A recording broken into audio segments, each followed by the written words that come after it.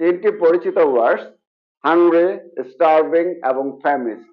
এই তিনটি শব্দের অর্থই কিন্তু ক্ষুধার্ত, তবে ব্যবহারের ক্ষেত্রে একটু পার্থক্য আছে। যেমন I am hungry, that means আমি ক্ষুধার্ত। তার মানে আমি ক্ষুধা অনুভব করছি যে আমার এখন খাওয়ার প্রয়োজন, বা আমার বডি খাদ্যের প্রয়োজনীয়তা অনুভব করছে, এরকম সিচুয়েশনে হাংরি বসে।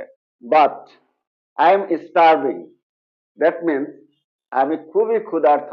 তার মানে দীর্ঘ সময় না খাওয়ার কারণে আমি ক্ষুধায় মরে যাচ্ছি বা ক্ষুধায় কাতরাচ্ছি, বাট খাওয়ার মতো আমার কাছে কিছু নাই, এরকম সিচুয়েশনে স্টার্ভিং বসে।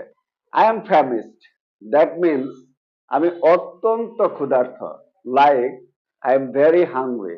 তবে আই এম ভেরি হাংরির চেয়ে আই এম ফ্যামিস্ট বলাটা মোর পোলাইট।